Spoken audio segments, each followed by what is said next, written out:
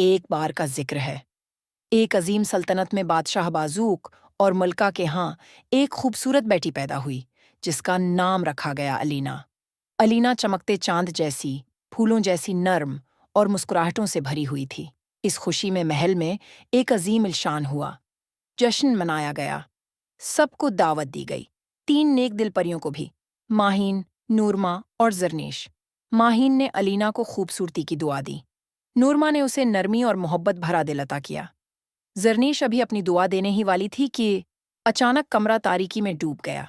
ایک ہیبت ناک آواز گونجی، فوونا، ایک بدنیت چڑیل جو تاریکی کی قوتوں سے جڑی تھی۔ اس نے چیختے ہوئے کہا، مجھے اس شاہی دعوت میں نہیں بلایا گیا۔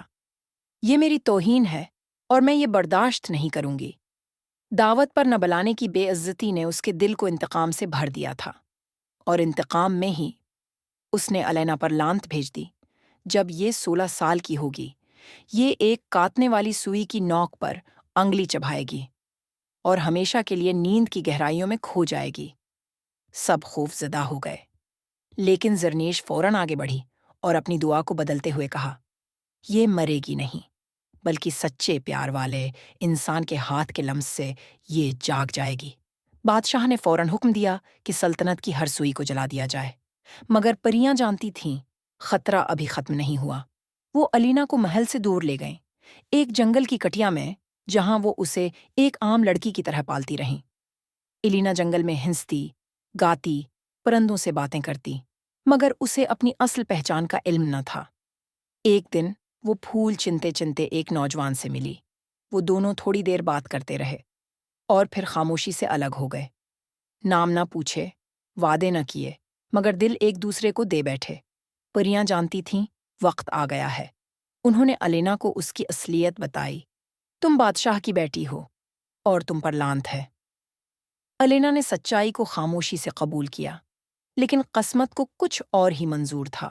فوونا نے چپکے سے علینا کو جادو سے ایک پرانے کمرے میں پہنچا دیا۔ وہاں ایک سوئی رکھی تھی۔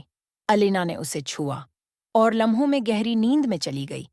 پریاں دوڑتی ہوئیں اسی نوجوان کے پاس پہنچیں جو دراصل ایک شہزادہ تھا اور علینا سے دل کی گہرائیوں سے محبت کرتا تھا۔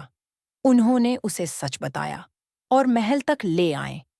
راستے میں فوونا نے انہیں روکنے کی کوشش کی، مگر اس بار ماہین، نورما اور زرنیش نے اپنی تمام جادوئی طاقتیں یکجا کیں اور فوونا کو شکست دے دی۔